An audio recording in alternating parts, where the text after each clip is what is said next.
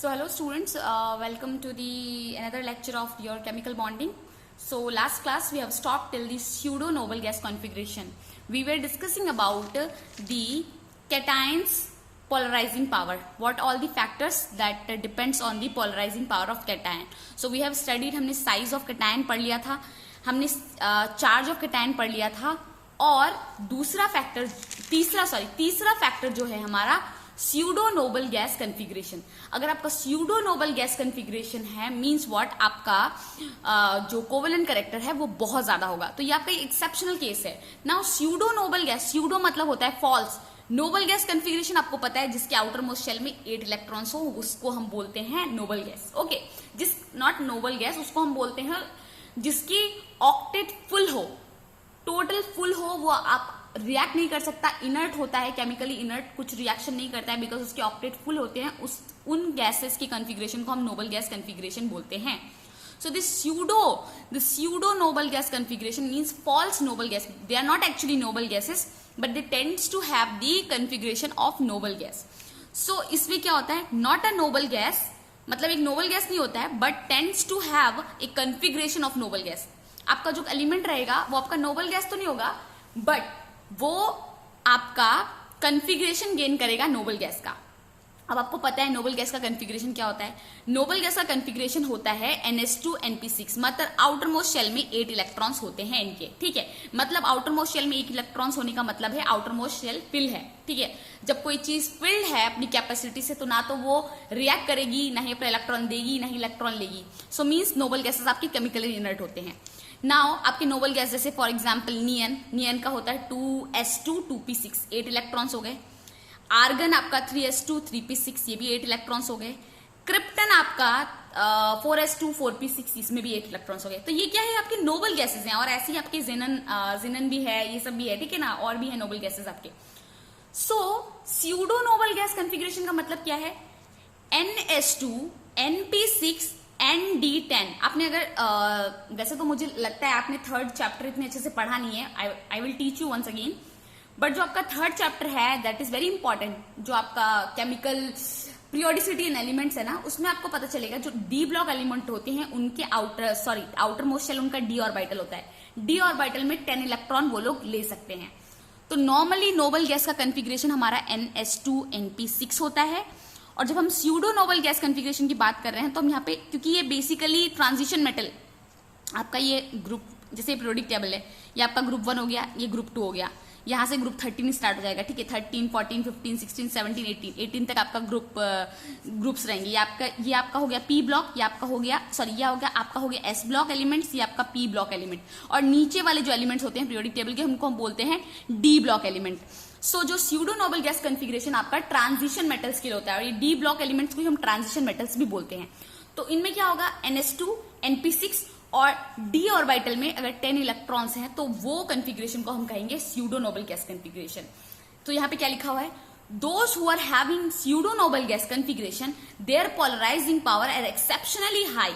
मतलब जिसका भी स्यूडो नोबल गैस कॉन्फ़िगरेशन होगा उनका जो पोलराइजिंग पावर होगा, पोलराइजिंग जो पावर होगा वो एक्सेप्शनली हाई होगा। मतलब अगर आपको भले ही चार्ज बहुत ज्यादा दे रखा है, आपका साइज बहुत ज्यादा दे रखा है, और अगर आपका कोई ऐसा एलिमेंट है जो कि फॉलो कर रहा है स्यूडो नोबल गैस कॉन्फ़िगरेशन, तो आप आंख बंद करके टिक लगा दो कि सबसे ज्यादा पोलराइजिंग पावर उसी एलिमेंट का होगा जो स्यूडो नोबल गैस कॉन्फ़िगरेशन दे रहा है, ठीक है। Now one more thing, the covalent क्या लिखा है यहाँ पर कि पोलराइजिंग पावर एक्सेप्शनली हाई, मतलब उसका क्या होगा कि आप उसका कोवेलेंट कैरेक्टर बहुत ज्यादा, जितना ज्यादा पोलराइजिंग पावर होगा उतना ज्यादा कोवेलेंट कैरेक्टर होगा। हमने लास्ट क्लास में पढ़ा था। अब मैंने ये शॉर्ट फॉर्म में लिखा है PNGC।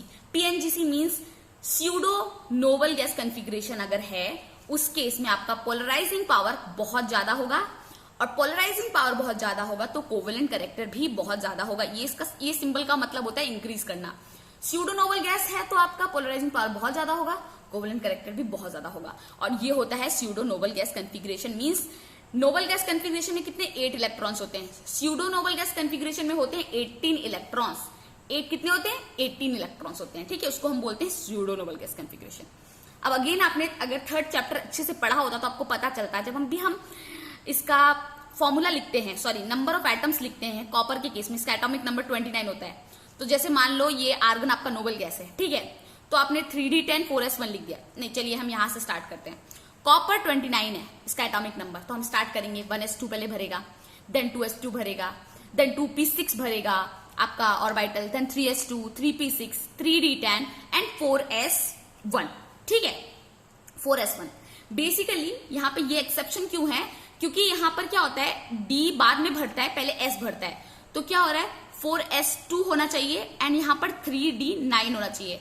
बट सिंस ये आपका d ऑर्बिटल है, यहाँ पे 9 इलेक्ट्रॉन्स हैं और ये चाहेगा इससे एक इलेक्ट्रॉन लेना ताकि ये जल्दी से जल्दी जाके 3d10 बना ले और स्टेबिलिटी गेन कर ले, क्योंकि अगर इसमें 10 इलेक्ट्रॉन्स आ जाएंगे तो ये हाईली स्टेबल बन जाएगा, इसीलिए इससे एक इलेक्ट्रॉन ले लेता है और ये 4s1 रह जाता है और ये 3d10 बन जाता है, ठीक है। नॉर्मल केसेस में आपका पहले 4s2 भरेगा फिर आपका 3d10 बढ़ेगा, बट इस केस में आपका ये एक्सेप्शन होता है, यहाँ पे 4s2 होना चाहिए था बट ये 4s2 नहीं होता है और अपना एक इलेक्ट्रॉन, क्योंकि 3d9 था, 9 इतना स्टेबल नहीं है, इसको एक और इलेक्ट्रॉन दे देता है ताकि 10 हो जाए और 3d10 बहुत स्टेबल हो जाएगा, क्योंकि d ऑर्बिटल में 10 इलेक्ट्रॉन्स को होल्ड करने की कैपेसिटी होती है, तो फुल्ली फिल्ड ऑर्बिटल बन जाता है, ठीक है। तो इसलिए इसका कॉन्फ़िगरेशन 3d10 4s1 हो गया, ठीक है। नाउ अब आप कॉपर कॉपर प्लस लिख रहे हो, कॉपर प्लस का जब आप निकाल रहे हो तो आपको क्या पता चलेगा, इस प्लस का मतलब क्या है, अपना एक इलेक्ट्रॉन दे देना, ठीक है, it will lose 1 electron, okay.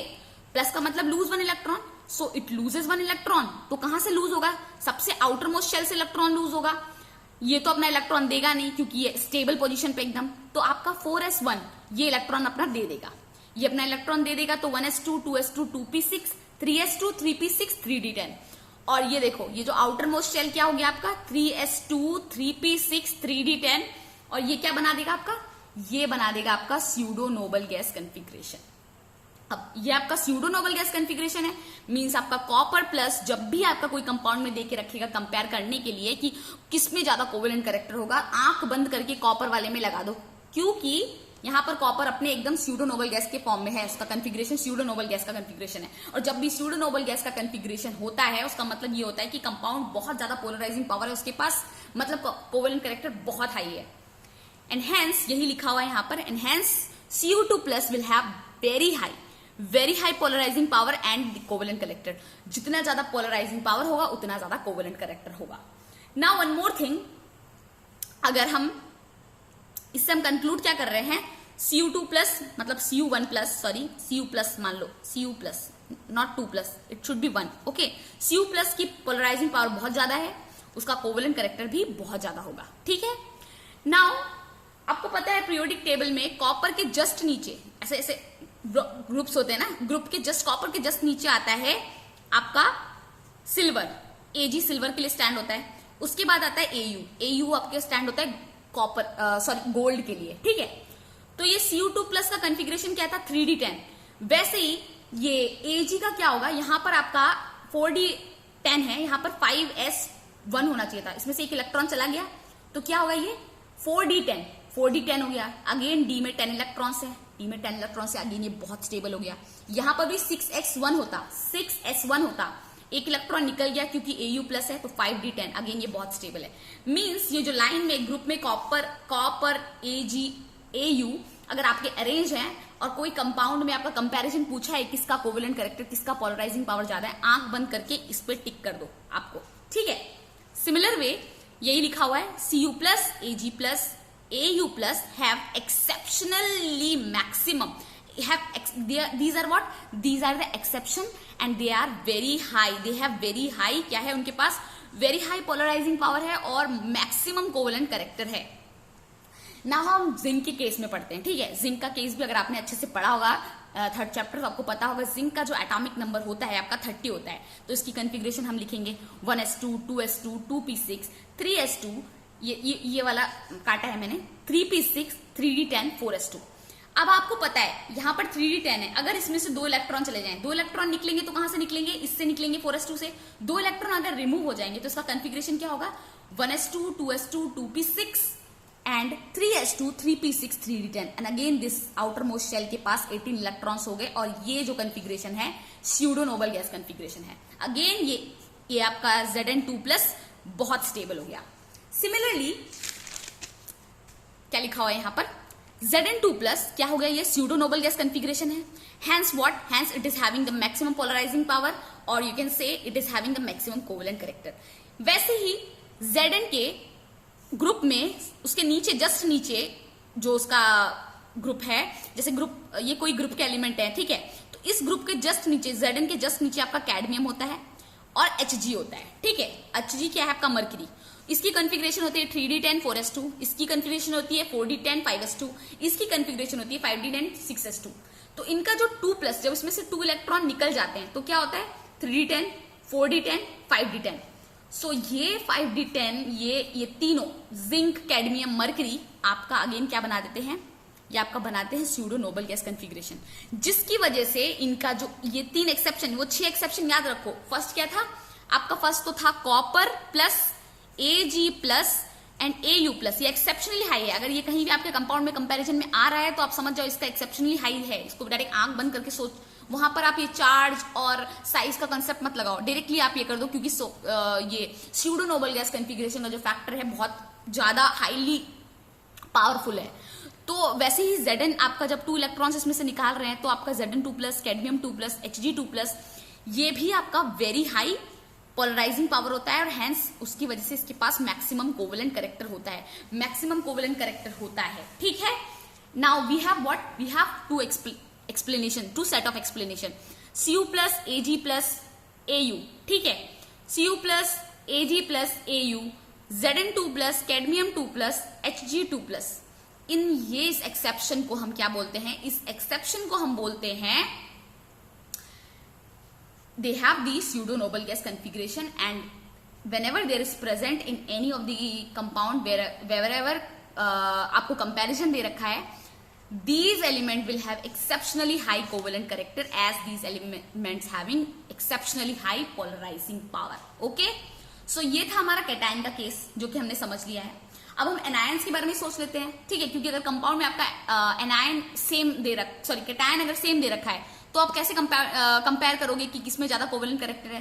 तो एनायन के बेसिस में भी हमको एनायन का भी देखना पड़ेगा कि एनायन में क्या फैक्टर्स रिस्पॉन्सिबल होते हैं कि कोवेलेंट कैरेक्टर कैसे हम डिटरमाइन कर सकते हैं किसका ज्यादा है किसका नहीं। तो एनायंस के केस में क्या मैंने कहा था, कैटायन क्या करते हैं, cation will have the polarising power, क्योंकि वो पोलराइज कर रहे हैं। और कौन पोलराइज हो रहा है, आपका एनायंस पोलराइज हो रहे हैं, मतलब एनायंस अंडरगो पोलराइजेशन। क्या किस में जा रहे हैं, वो पोलराइजेशन में जा रहे हैं आपके एनायंस, ठीक है। सो सबसे पहले चीज, पोलराइजेशन किस पे डिपेंड करता है, कितना पोलराइजेशन होगा, सबसे पहले साइज ऑफ एनायन पे डिपेंड कर रहा है, ठीक है। तो अब आप एक चीज सोचिए, more bigger is the size, more easily the anion will get deform और अंडरगो पोलराइजेशन। जितना बड़ा साइज होगा उतने आराम से जो आपका एटम एनायंस है उसके अंदर जो इलेक्ट्रॉन्स हैं वो डीफॉर्म हो जाएंगे। सी देखिए मैंने यहाँ पे एनायंस का स्ट्रक्चर ड्रॉ किया है, बट पॉजिटिव चार्ज इसलिए लगाया क्योंकि ये न्यूक्लियस है, एनायन का भी तो न्यूक्लियस होगा, न्यूक्लियस के अंदर तो प्रोटॉन ही होते हैं ना, तो वो तो पॉजिटिव ही होगा। इसका भी न्यूक्लियस, इसके अंदर भी प्रोटॉन है तो उसका पॉजिटिव होगा। ये डोंट गेट कंफ्यूज, यहाँ पे पॉजिटिव कैसे आ गया, ये पॉजिटिव इसीलिए आया है क्योंकि एनायन के अंदर भी तो न्यूक्लियस होगा, न्यूक्लियस का चार्ज तो पॉजिटिव ही होता है क्योंकि उसके अंदर प्रोटॉन्स होते हैं। तो जितना बड़ा चार्ज होगा, देखो जितना छोटा है इसके अंदर के कैटायन इसको होल्ड करके रखेंगे, ये इतनी जल्दी डिफॉर्म नहीं हो पाएगा क्योंकि छोटा है तो इसके जो कैटायंस है अंदर में, नॉट कैटायन, जो न्यूक्लियस है उसके अंदर प्रोटॉन्स हैं वो इस इलेक्ट्रॉन्स को बाइंड करके रखेंगे, अपने पास खींच के रखेंगे। बट यहां पर क्या होगा, यहां पर आपके जो प्रोटॉन्स हैं, ये जो प्रोटॉन है ये इलेक्ट्रॉन्स बहुत दूर है, प्रोटॉन उनको होल्ड करके नहीं रख पाएंगे क्योंकि ये बहुत दूर है। इस केस में जो आपका इलेक्ट्रॉन क्लाउड इजिली डिफॉर्म हो जाएगा। मतलब इससे हम क्या सीखते हैं, साइज ऑफ एनायन जितना बड़ा होगा उतना ही ज्यादा उसका इजिली पोलराइजेशन हो जाएगा। मतलब जितना बड़ा, कैटायन के केस में डिफरेंट था, साइज ऑफ कैटायन जितना छोटा हो रहा था पोलराइजेशन पावर उतना ज्यादा हो रहा था। पर यहां पर क्या हो रहा है, एनायन आपका पोलराइज हो रहा है, पोलराइजेशन कर रहा है, तो साइज ऑफ एनायन आपका जितना बड़ा होगा उतने आराम से वो पोलराइजेशन कर पाएगा। क्योंकि ये जो कैटायन है ये जब साइज बहुत बड़ा होगा तो ये कैटायन का पावर इसको अपने पास होल्ड करके, ये इलेक्ट्रॉन्स को अपने पास होल्ड करके नहीं रख पाएगा, ठीक है। Now size of anion will increase, means what, the polarisation increase, और पोलराइजेशन जब इंक्रीज होता है तो आपका कोवेलेंट कैरेक्टर भी इंक्रीज होता है। So more is the size of anion, more it undergo polarization and more is the covalent character. मतलब जितना ज्यादा पोलराइजेशन होगा उतना ही ज्यादा उसका कोवेलेंट कैरेक्टर होगा। Okay, I think it is clear now. Second point हम देखते हैं चार्ज ऑफ द एनायंस। ठीक है, चार्ज बहुत सिंपल है, एकदम आपका कैटायन जैसा ही। More is the charge, more is the it will undergo polarization. जितना ज्यादा चार्ज होगा उतनी ही इजिली वो पोलराइजेशन की तरफ चला जाएगा। जितने चार्ज होंगे उतनी ही पोलराइजेशन बनाएंगे। पोलराइजेशन कैसे होता है? डाइपोल डाइपोल आपस में इंटरेक्ट कराते हैं। डाइपोल मतलब यहाँ का पॉजिटिव यहाँ का नेगेटिव आपस में इंटरेक्ट करते हैं। जितना ज्यादा चार्ज होगा उतने आराम से पोलराइजेशन होगा। Means what? More is the charge, more is the polarization, more is the polarization, more is the covalent character. Okay, more charge means what? More easily it will get deformed. जितना ज्यादा charge होगा उतने ही आराम से वो deform हो जाएगा और डिफॉर्म होके आपके कैटायंस के साथ की तरफ अट्रैक्ट करने लगेगा और कोवेलेंट बॉन्ड बनाने लगेगा, इसलिए कोवेलेंट कैरेक्टर ज्यादा हो रहा है। ठीक है, बेसिकली हम एक सिंपल चीज में समझे तो हमने फाजन्स रूल से समझा कि हम एक ब्रीफ मैंने आपको चार्ट बना के भेजा ताकि आप चार्ट बनाया ताकि आप एकदम कंफ्यूज ना हो। हमने फाजान्स रूल से क्या निकाला है? कोवेलेंट कैरेक्टर पता चलता है हमको आयनिक बॉन्ड के अंदर। किसके बॉन्ड के अंदर? आयनिक बॉन्ड के अंदर हमको कोवेलेंट कैरेक्टर पता चलता है। आयनिक बॉन्ड के अंदर हमको कोवेलेंट कैरेक्टर पता चलता है। एंड ये कोवेलेंट कैरेक्टर को डिटरमाइन करने के लिए हमारे पास 2 फैक्टर्स होते हैं, कैटायंस एंड एनायंस। कैटायन का हम क्या देखते हैं? कैटायन का हम पोलराइजिंग पावर देखते हैं, कितना आसान से वो पोलराइज कर पा रहे हैं। और एनायंस के केस में हम देखते हैं कितने अच्छे से वो पोलराइजेशन अंडरगो हो रहा है। ठीक है, सो कैटायंस के केस में हम देखते हैं साइज। कैटायन का साइज जितना छोटा होता है उतना इजीली वो पोलराइजेशन पावर उसका ज्यादा होता है। कैटायन का जितना ज्यादा चार्ज होता है उतना ही ज्यादा उसका पोलराइजिंग पावर होता है, मतलब उतना ही ज्यादा उसका कोवेलेंट कैरेक्टर होता है। जितना ज्यादा कैटायन में स्यूडो नोबल गैस कॉन्फ़िगरेशन होगी, जैसे कि Au+, Ag+, Au+, Ag+, Au+, Cu+, Ag+, Au+, Zn2+, Cadmium2+, Hg2+। Okay, तो जितनी ज्यादा ये आपकी स्यूडो नोबल गैस कॉन्फ़िगरेशन होगी उतना ज्यादा आपका पोलराइजिंग पावर होगा, उतना ज्यादा आपका कोवेलेंट कैरेक्टर होगा। नाउ एनायंस के केस में हमारे 2 ही पॉइंट है। एनायन का साइज, जितना ज्यादा एनायन का साइज होगा उतना ज्यादा पोलराइजेशन होगा एनायन का, उतना ही ज्यादा कोवेलेंट कैरेक्टर होगा। एनायन का जितना ज्यादा चार्ज होगा उतना ज्यादा पोलराइजेशन होगा एनायन का और उतना ही ज्यादा कोवेलेंट कैरेक्टर होगा। So a compound is having more covalent character if it is satisfy the above points. मतलब अगर कोई कंपाउंड ये सारे पॉइंट्स को सेटिस्फाई कर रहा है, मींस उस कंपाउंड का उतना ही ज्यादा कोवेलेंट कैरेक्टर होता है in case of anions and cations. Okay, anions and cations.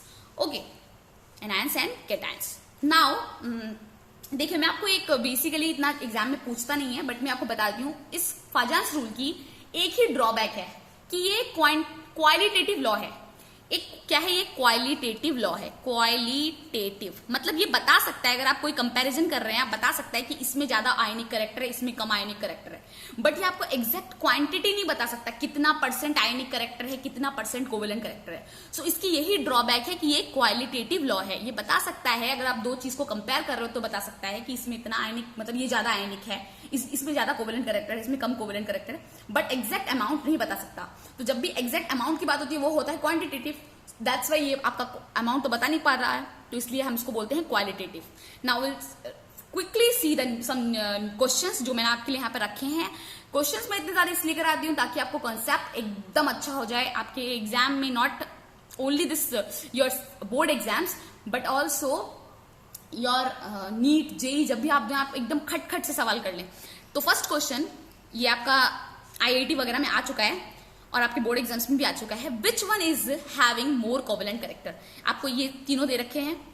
देखिए, पहले अगर आप ये सवाल देखते हैं आपको लगता है ओहो ये कितना डिफिकल्ट सवाल आ गया। अब देखिए, खटाक से आप इसको एकदम आराम से समझ जाएंगे कि क्या हो रहा है एक्चुअली।